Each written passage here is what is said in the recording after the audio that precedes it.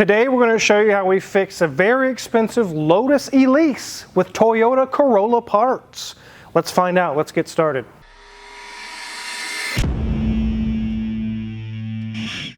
My eyes are up here, Mrs. Wizard. Would you stop interrupting a girl watching a car?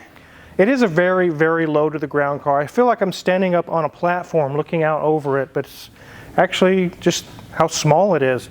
This is Tyler Hoover's from Hoovy's Garage 2005 Lotus Elise. He got it for 20 grand.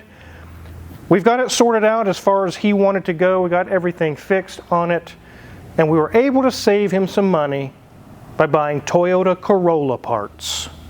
We're going to show you that here in a minute, and all the quirks and features of this car that I really can't even fit into, Mrs. Wizard.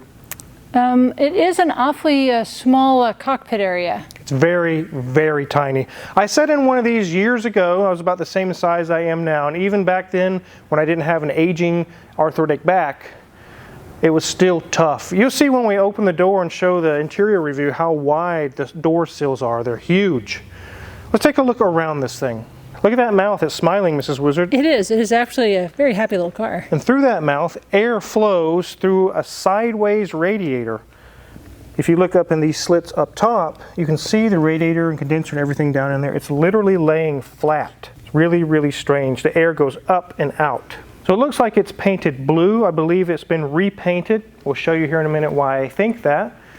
It's in decent shape. It's got dings and scratches and things all over it. It's not perfect, but it runs and drives so good. Daniel really loves it. Here's our taillights. Again, here's a little crack in the fiberglass, the clamshell in the back. It's got several of those all over the car. And equally as nice on the other side. Oh, I did forget the headlights though. Hey, let's get a closer look at these fogged out. I don't know if they're fogged out or blacked out, whatever you want to call these headlamps. Whoa, Wizard, you're pretty fast on your feet there. Yeah, my new work shoes from Brunt make working in the shop so nice. I'm so glad that Brunt sponsored this video and sent me these work sneakers. That's right, sneakers with the durability of a work boot. I know there are a lot of guys out there that have to have a boot style shoe. I totally get that. But I found with all the stooping and squatting and work on cars all day, I need a sneaker style shoe. These Rivas are just like all of the Brunt boot lineup. They are so comfortable. They're designed to be ready to wear right out of the box. Who has time for painful break-in? Since my shoes are exposed to all sorts of fluids, I really like that the soles are slip, oil, and heat resistant up to 572 degrees. The last thing I need to do is worry about slipping in a puddle of oil. What's even better is Brunts are affordable, especially when you consider their shoes are designed just for the working man or woman. They are so confident they make a good product that you can try them on the job, and if you don't like them, send them back. If you work in construction, farming, manufacturing, or in the shop, you need to check out Brunt shoes. Get $10 off your first purchase today by going to bruntworkwear.com/carwizard10. That's bruntworkwear.com/carwizard10 and use the code carwizard10. Links in the description. Now back to this Lotus.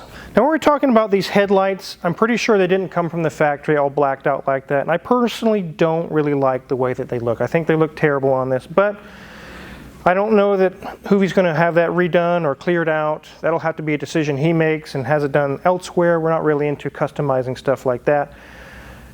This car is so tiny, Mrs. Wizard. I'm going to demonstrate. I'm going to try to sit in it, pretend like I'm going to do the interior review. Obviously, it's not going to be possible, but look how crazy this is, guys. First thing you do is push the button here, open this very lightweight plasticky door. I don't want to put too much weight on it. But look at that sill, guys. Very, very wide and also very high.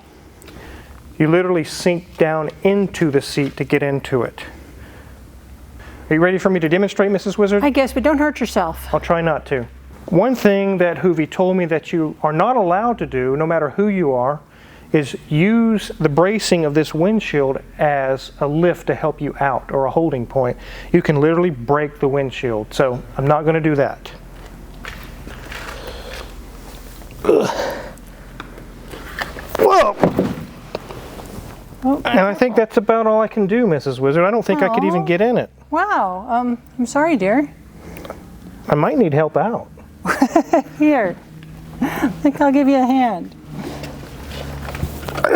I don't even think, hold on, let me see if I can do it myself. I don't want you to throw your back out. That's true. We can't have two of us down on the shop.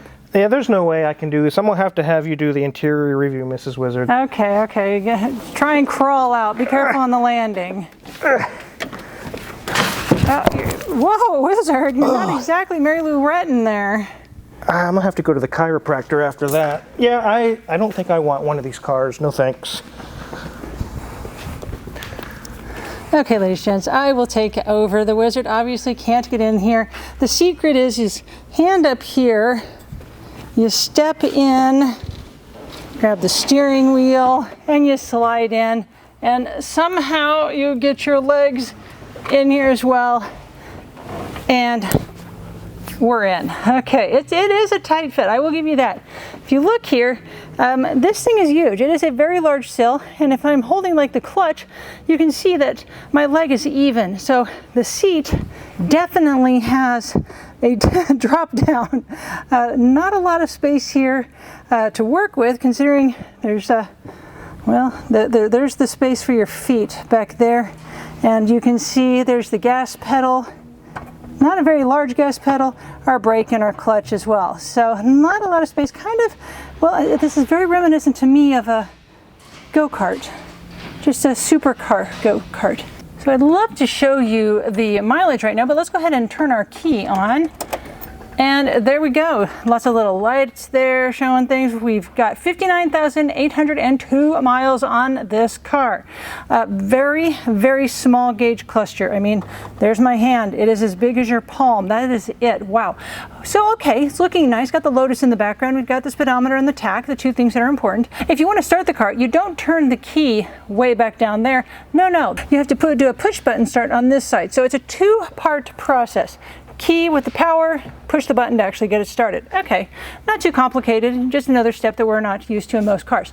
Dash is very small but functional. We've got a little magnetic spot there for a cell phone. We've got standard round vents that can close off everything. Here's our airbag. We have a snack shelf, as the daughter calls it.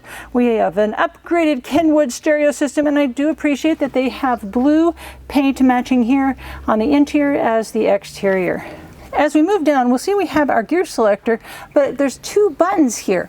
This one is our locking door, to lock and unlock, because that's not actually on the actual door. And then we have our hazard flashers, and then here is our 6-speed gear selector. So lots of fun in this little car. A very tiny emergency brake, and literally about a hand's width between me and the passenger. So if Wizard and I were both in here, we'd be rubbing shoulders. If you look at our seats, they are blue leather with white stitching, and they are very much a racing seat. They are comfortable, but they are not plush. There's no extra padding in them to speak of, but they do have some nice bolster on the side. Door card is wrapped in blue leather and looking very nice, kind of teardrop shape. But notice here is our door release handle way back here. You just pull that guy and you push the door open, and out you fall. Behind the seat area, since we don't have a back seat, we can actually see a small window there which overlooks our engine. We have a nice little light and a little cargo net, and as we move down between the seats, there's a little bitty catch spot right here and a nice auxiliary port there. So get back to our steering wheel. I love the Lotus symbol in the center of our steering wheel. It's got a nice grip on this little, everything in this car is little steering wheel. So now let's see if we can get out of this thing with some elegance. So here we go. We go ahead and open, push, and just like we got in, you take one step out, grab the steering wheel, use your elbow on the back of that seat, and there we have it, ladies and gents. We have crawled out without falling down. You saw that I did not fall down crawling out of there. You had to go to some yoga classes to get out of that car. You have to feel like a spider crawling in and out of that. You got to get all the right contortions, and it's just not for me, guys. We're going to open the back hood, trunk. No. This is an English car. It's a bonnet. That's what it's going to be today. It's going to be a bonnet. Take a look, guys. You can't just open it. It has a keyhole there. There's nothing inside the interior to release this. You have to physically use your ignition key. Oh, there we go. Now this hood or bonnet, well, the hinges were about broken off. They were barely hanging on. Danielson has gone through and got them reattached, so now it's properly operating and locking and latching like it should. But we see under here, Lotus Performance. And if you were none the wiser, you would think this is definitely a Lotus specialty engine. But it isn't. It's a Toyota 1.8, just like the one in a Corolla. Now it is a spiced up version. You guys just saw a video we did of a Toyota Corolla XRS that had like an 8,500 RPM redline, 84, somewhere around in there. Very, very high revving engine with pretty good power and a 6-speed manual. And it just so happens, and I didn't even realize that when we filmed that the identical powertrain is sitting in this Lotus Elise. So although it says Lotus Performance, it's basically just a Toyota Corolla XRS engine and transmission. Which, Wizard, really isn't terribly odd for Lotus, because Lotus likes to borrow from the parts bin. Yeah, a lot of English cars really do that. But definitely it's an advantage. You would think, oh, that's terrible. But it's not terrible. Because when you go to get parts, you can save a lot of money getting some Toyota pieces and parts to replace them with. There's not much going on up in here other than the hinges were about broken. Danielson was able to save the day on that, and they are happy again. Let's get this thing on a lift.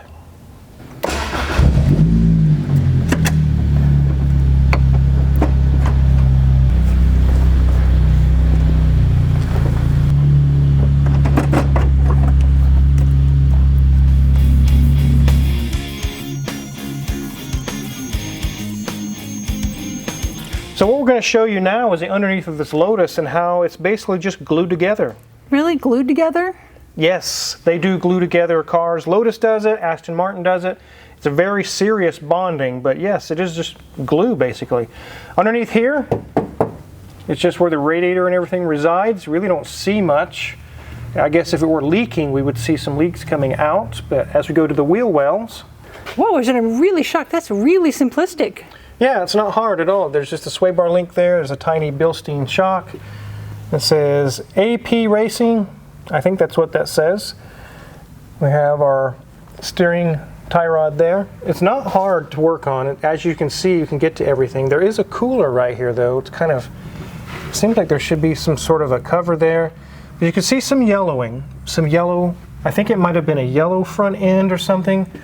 But I'll show you here in a minute some other colors. It's kind of a rainbow car.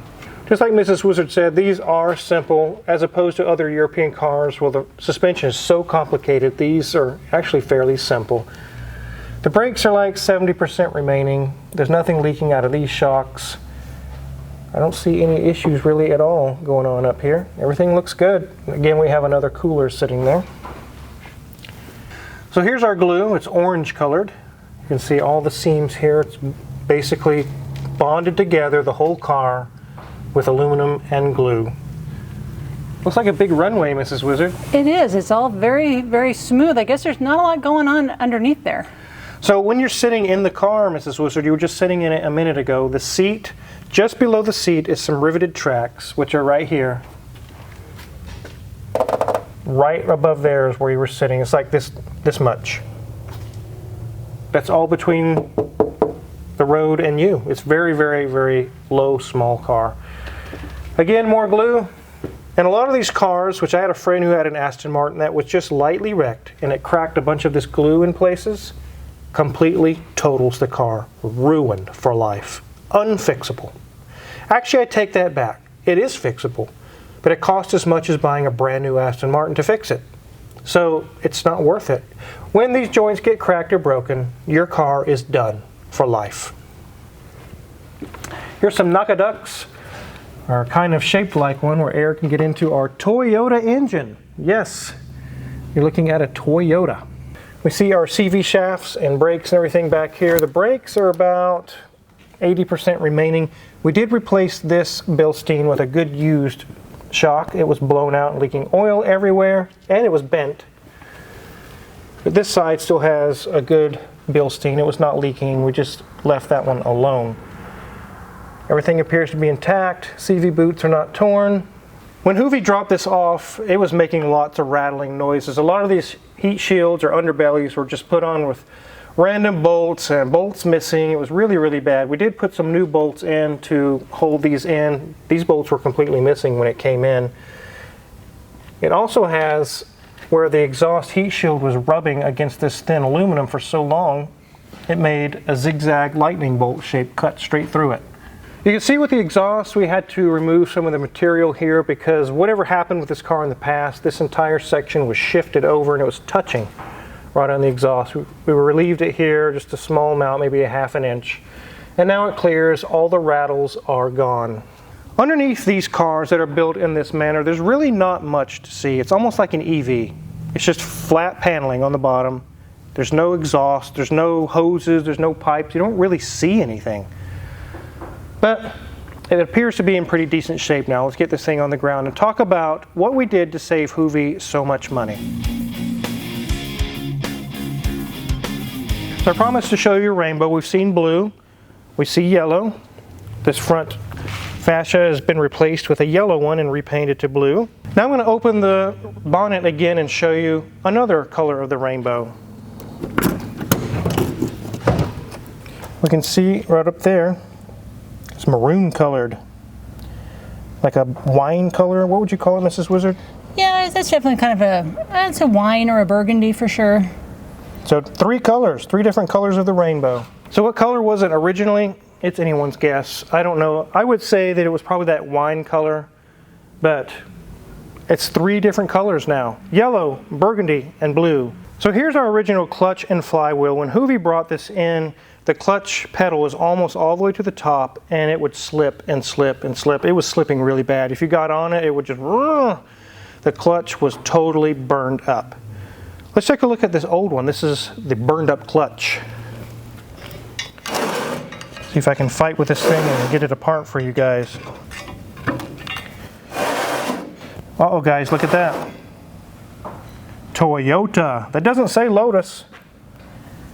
That was my first clue that I could save Hoovie some money.